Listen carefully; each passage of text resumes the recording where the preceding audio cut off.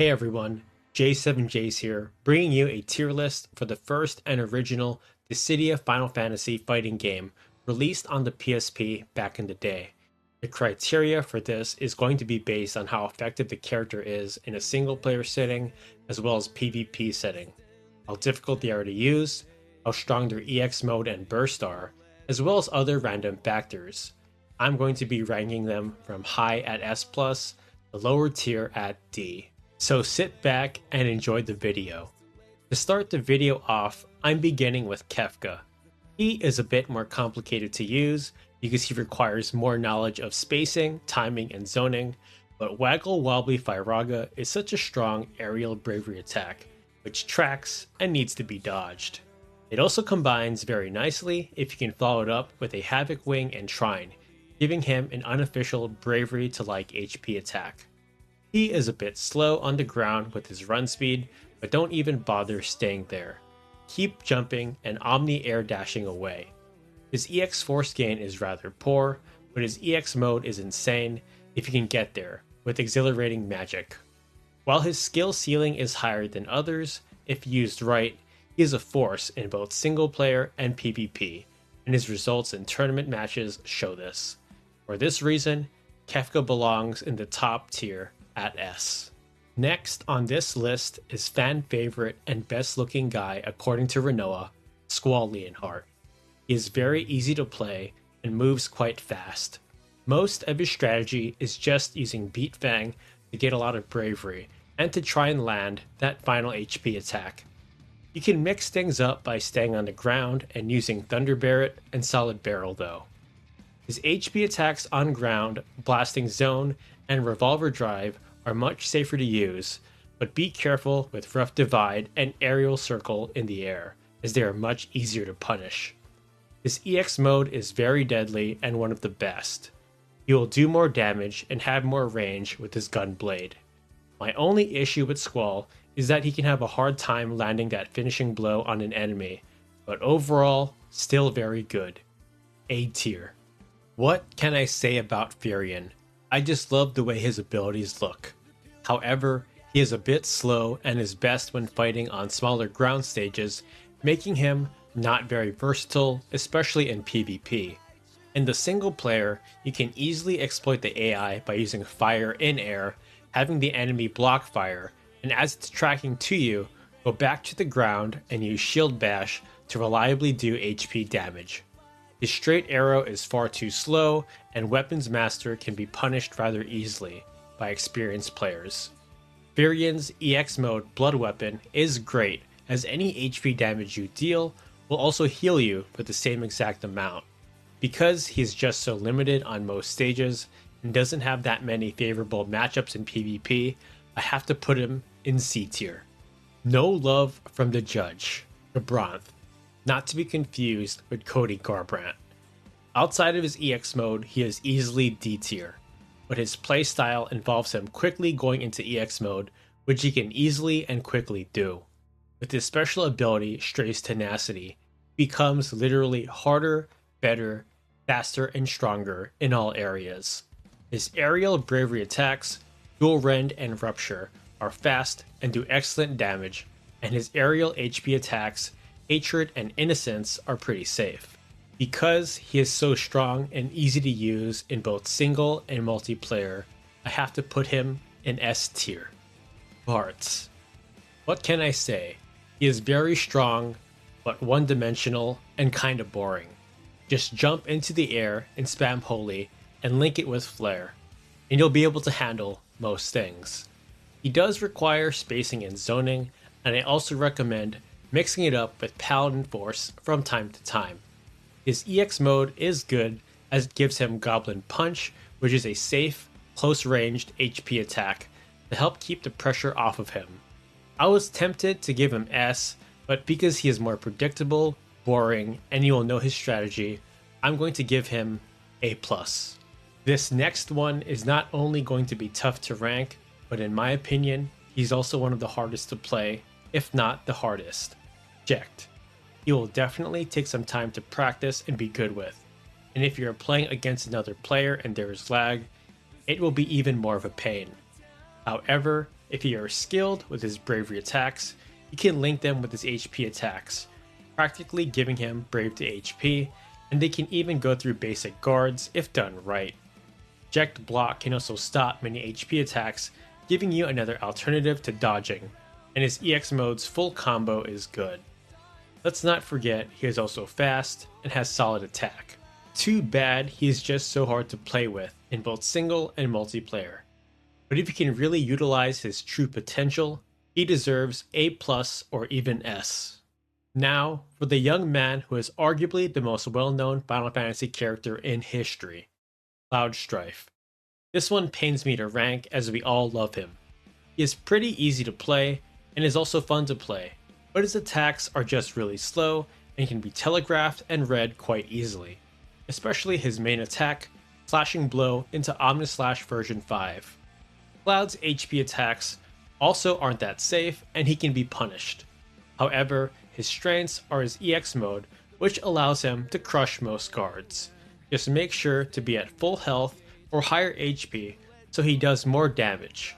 Very reminiscent of his Ultima weapon in Final Fantasy VII. Because all of his attacks are easier to read and everyone online knows how to counter him well, he is just a middle-of-the-road B-tier character. If you want to show off and get easy wins versus your friends, this next person is for you. Zidane. He is fast and is incredibly strong in the air, but his main strength is his air bravery attack, Swift Attack, which connects to Mio Twister. He can quickly attack someone and connect with it, slowly chipping away at his opponent's HP. Zidane's EX mode is also pretty good, making him a lot more mobile. For these reasons, I have to put Zidane in S+ tier. Golbez is an interesting one. He is similar to Furion, being very good at fighting on the ground, and his HP attack Night Glow is a beast, as it virtually always guarantees a wall rush to your opponent. Rising Wave and Glare Hand can also link nicely to Cosmic Ray. His EX mode can cause break, and he looks cool, but Golbez just isn't that versatile, but he is really good at what he does. For this reason, he is ranked in B tier. X-Death can be insane in the hands of a very capable player, but in my opinion, he is the hardest character to use in the game, especially in PvP, as you really have to know how to time things with his blocks, know how to predict and read your opponent well. For these reasons, I can't recommend him to most players, as there are just better options to use in the offline mode. But his EX ability is pretty good, and when used to his max potential, he is next level scary strong. But due to how difficult he is to master, and because only a few ever used him successfully, I have to put him in A+. Even though I'm a Cecil fan and like his character from Final Fantasy IV, he is just one of the worst characters in the game, unfortunately. Radiant Wings, his most reliable poke, can easily be telegraphed and read, and his HP attacks can be simply avoided and are unreliable. While his EX mode lets you switch from Dark Knight to Paladin instantly without getting you punished and increases your damage, his skill set is just inferior to the rest of the roster. D tier. The developers for this game clearly loved Final Fantasy VI because Terra is just so destructive, like Kefka. Her holy combo with Flare can link into Ultima, essentially giving her a reliable ranged bravery to HP attack. It requires some timing to land and is a bit more difficult to use compared to Bartz's holy. Blizzard combo and her HP attack Tornado can help keep melee rushdown characters away, along with her aerial bravery attack Bizarra. She gains EX Force pretty well, and her EX mode with Chain Spell is just so scary damage-wise. For these reasons, Terra is S+. My ranking for Tidus might be a bit controversial. Even though he may seem weak, easily punishable, and predictable, especially in offline mode versus the AI, in PvP, he can be an annoyingly strong force, as it's much harder to predict and read what a human opponent is going to do. Hop Step is the fastest bravery attack, giving him a safe poke that can chase opponents. You can also chain into quick hit effectively if you're a master at using stick and move and dart and weave. His EX mode is very strong, giving him more mobility, attack, and dodging capabilities. In the hands of someone good, he is deadly. A tier. Cod, aka Cloud of Darkness. She is a bit tricky to use with her tentacles and can be predictable, but versus a real player, she can be tough to read. Her HP attacks, if you aren't used to them, can be really annoying and can hurt you. I rarely faced her online, and there aren't that many people who used to main her back in the day, so for these reasons, I have to put her in C tier. Now, for the character who paved the way for the main protagonists of the Final Fantasy series of games, the Warrior of Light. He is a very solid character in both air and on the ground.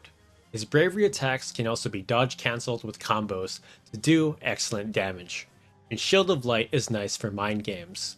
His EX mode is also solid, giving him more defense and attack. He has no real weaknesses and is so well rounded, although it will take some practice to land his dodge cancel combos. Just a good character overall. A+. Ultimecia. While I never took a liking to her playstyle, she is extremely deadly in the right hands, and was picked quite often in competitive play. Her aerial combat is fantastic, and if you love someone who likes to use long-range attacks while keeping away, she is for you. She just takes a lot of practice to use in both offline and multiplayer. Her EX mode Time Crush isn't great as it's just too slow, but overall, A+. I don't know of that many people who played Final Fantasy XI, but it's Shantotto time. Despite the memes and laughs, she isn't entirely bad, and if you aren't used to fighting her, she can pack a punch and be deceptively strong, especially with her HP attacks and her EX modes Mana Font. She's nowhere near as good as the other magic users in the game, but play her when you're having a bad day or depressed. C tier. The Emperor takes time and patience to play. You have to wait for enemies to come to you while you pressure with your 2 flares and Starfall, while setting up your bravery trap attacks.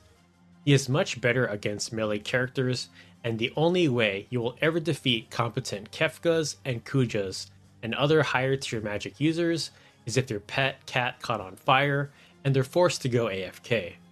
His EX mode Blood Magic is just like Furian's, so it's strong, but because he is really hit or miss in matchups, I have to put him in B tier. Even though I dislike kids, and Chris Hansen might be telling you to take a seat for this one, it's time to rank Onion Knight. At first glance, he may seem like a top tier character because he is fast, has bravery to HP attacks, and his regular HP attacks seem good, but he is just highly punishable and can easily be telegraphed. His EX mode is solid with dual wield and Sage's Wisdom. For these reasons, I put him in B tier. While Garland looks really cool and hits hard, he requires a lot of effort to play and is on the slow side. He has some really fancy dodge cancel combos which can shred bravery, and his EX mode, Indomitable Resolve, is very overlooked. You can make him work, and he is pretty good, but your fingers will start to hurt. B tier for Garland. While not as easy as using Zidane, Kuja is also very strong and a master at aerial combat. He moves fast, can pressure enemies, can play keep away, and if you are skilled at using his EX modes Glide and Auto Magic, he is just an angel of death. Because he requires a bit more practice to use than Zidane, I'm going to put him in S, but his results in old Dissidia tournaments speak for themselves. Last but not least is the One-Winged Angel, the most famous antagonist in Final Fantasy history, Sephiroth. He has fairly safe HP attacks in Heaven's Light, Black Materia, and even Scintilla. He can play a great bravery game with Sudden Cruelty and Oblivion, or if you want to be a real pain and make your opponent rage, you can do his infinite combo with Sudden Cruelty, but it's better to be a good sport. For these reasons, he gets placed in A+. This was my personal ranking and tier list for Dissidia Final Fantasy. Just a small note and disclaimer that picking top tier characters doesn't mean you'll get an automatic victory in offline mode and in multiplayer. It requires practice, knowing matchups, equipping the right items, accessories, and much more in order to be successful. I hope you enjoyed this tier list because I had a blast making this video, and it let me relive some older and happy memories playing this game with friends. Thanks again for watching, and I'll see you all next time.